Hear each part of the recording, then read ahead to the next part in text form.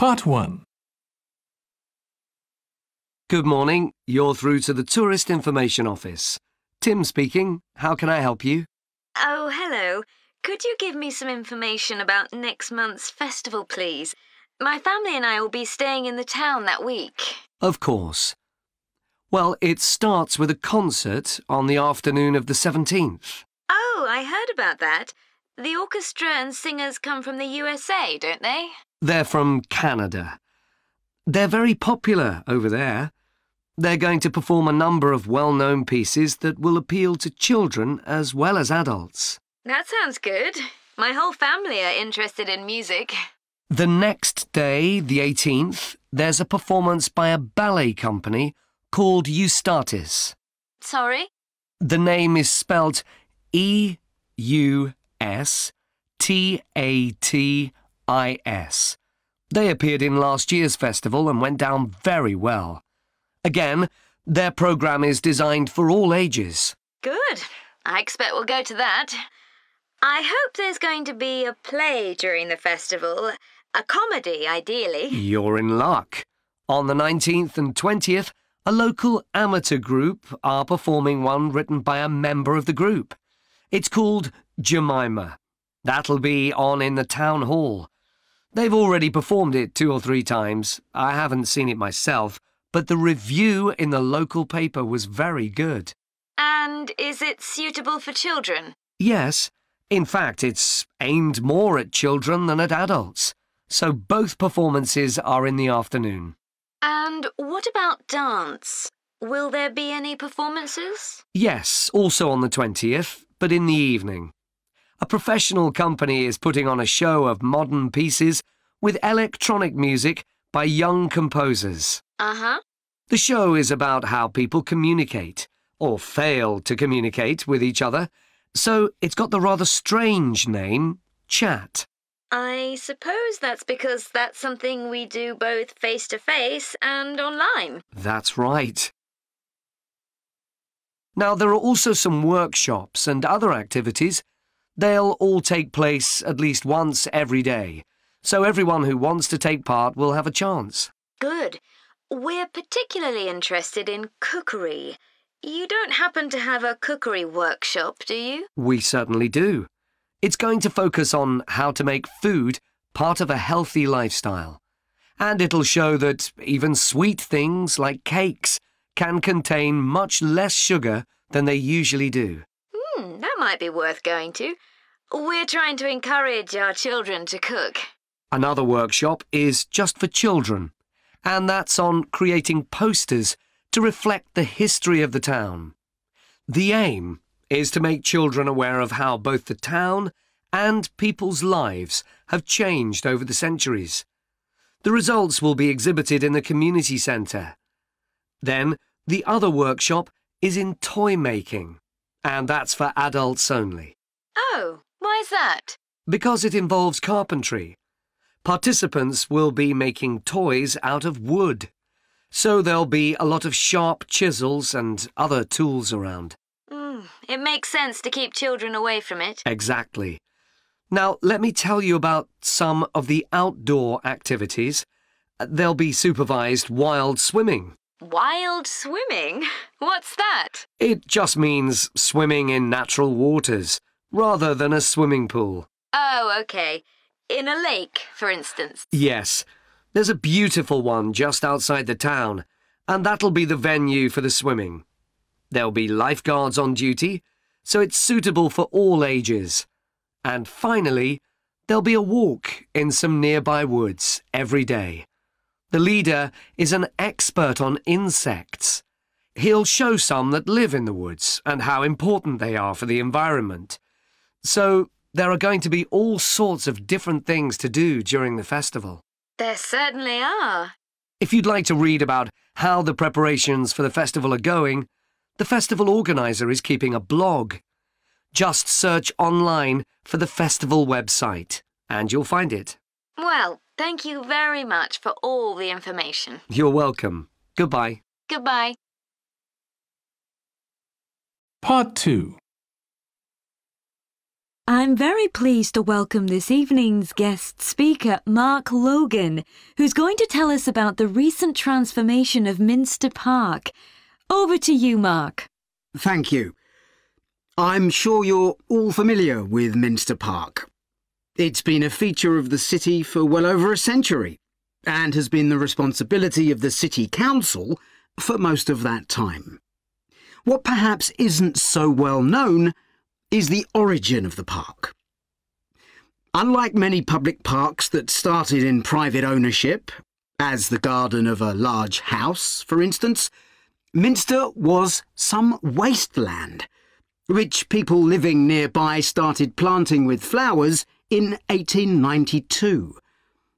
It was unclear who actually owned the land, and this wasn't settled until 20 years later, when the council took possession of it. You may have noticed the statue near one of the entrances. It's of Diane Gosforth, who played a key role in the history of the park. Once the council had become the legal owner, it planned to sell the land for housing. Many local people wanted it to remain a place that everyone could go to enjoy the fresh air and natural environment. Remember, the park is in a densely populated residential area. Diane Gosforth was one of those people, and she organised petitions and demonstrations, which eventually made the council change its mind about the future of the land. Soon after this, the First World War broke out in 1914, and most of the park was dug up and planted with vegetables, which were sold locally. At one stage, the army considered taking it over for troop exercises and got as far as contacting the city council, then decided the park was too small to be of use. There were occasional public meetings during the war in an area that had been retained as grass. After the war, the park was turned back more or less to how it had been before 1914 and continued almost unchanged until recently. Plans for transforming it were drawn up at various times, most recently in 2013, though they were revised in 2015 before any work had started. The changes finally got going in 2016 and were finished on schedule last year. OK, let me tell you about some of the changes that have been made and some things that have been retained. If you look at this map, you'll see the familiar outline of the park, with the river forming the northern boundary, and a gate in each of the other three walls. The statue of Diane Gosforth has been moved. It used to be close to the south gate, but it's now immediately to the north of the lily pond, almost in the centre of the park, which makes it much more visible. There's a new area of wooden sculptures, which are on the riverbank, where the path from the east gate makes a sharp bend. There are two areas that are particularly intended for children. The playground has been enlarged and improved, and that's between the river and the path that leads from the pond to the river. Then there's a new maze, a circular series of paths separated by low hedges. That's near the west gate. You go north from there towards the river and then turn left to reach it. There have been tennis courts in the park for many years, and they've been doubled, from 4 to 8. They're still in the southwest corner of the park, where there's a right-angle bend in the path. Something else I'd like to mention is the new fitness area.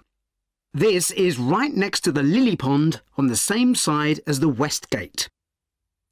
Now, as you're all gardeners, I'm sure you'll like to hear about the plants that have been chosen for the park. Part 3. OK, Graham, so let's check we both know what we're supposed to be doing. OK. So, for the university's open day, we have to plan a display on British life and literature in the mid-19th century. That's right. But we'll have some people to help us find the materials and set it up, remember? For the moment, we just need to plan it. Good. So, have you gathered who's expected to come and see the display? Is it for the people studying English or students from other departments? I'm not clear about it. Nor me. That was how it used to be, but it didn't attract many people, so this year it's going to be part of an open day to raise the university's profile. It'll be publicised in the city to encourage people to come and find out something of what goes on here, and it's included in the information that's sent to people who are considering applying to study here next year. Presumably, some current students and lecturers will come? I would imagine so. But we've been told to concentrate on the other categories of people. Right. We don't have to cover the whole range of 19th century literature, do we? No, it's entirely up to us. I suggest just using Charles Dickens. That's a good idea. Most people have heard of him and have probably read some of his novels or seen films based on them. So that's a good lead-in to life in his time. Exactly. And his novels show the awful conditions that most people had to live in, don't they? He wanted to shock people into doing something about it. Did he do any campaigning other than writing? Yes, he campaigned for education and other social reforms and gave talks.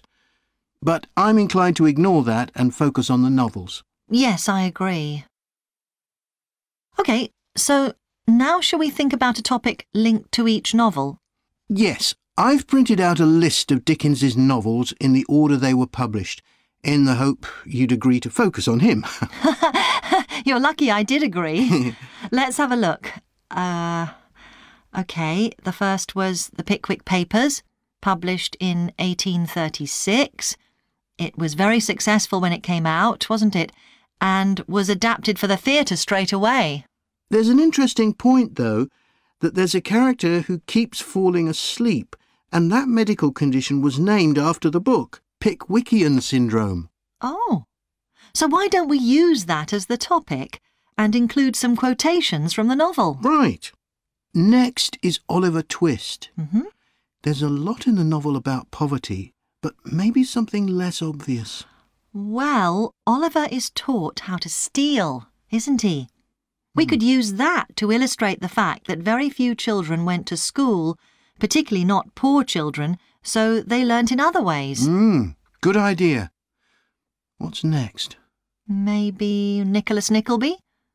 Actually, he taught in a really cruel school, didn't he? That's right. But there's also the company of touring actors that Nicholas joins. We could do something on theatres and other amusements of the time. We don't want only the bad things, do we? OK. What about Martin Chuzzlewit? He goes to the USA, doesn't he? Yes. And Dickens himself had been there a year before and drew on his experience there in the novel. I wonder, though. The main theme is selfishness. So we could do something on social justice? No, too general. Let's keep to your idea. I think it would work well. He wrote Bleak House next. That's my favourite of his novels. Yes, mine too. Oh. His satire of the legal system is pretty powerful. That's true. But think about Esther, the heroine.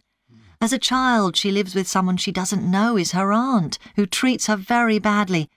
Then she's very happy living with her guardian, and he puts her in charge of the household.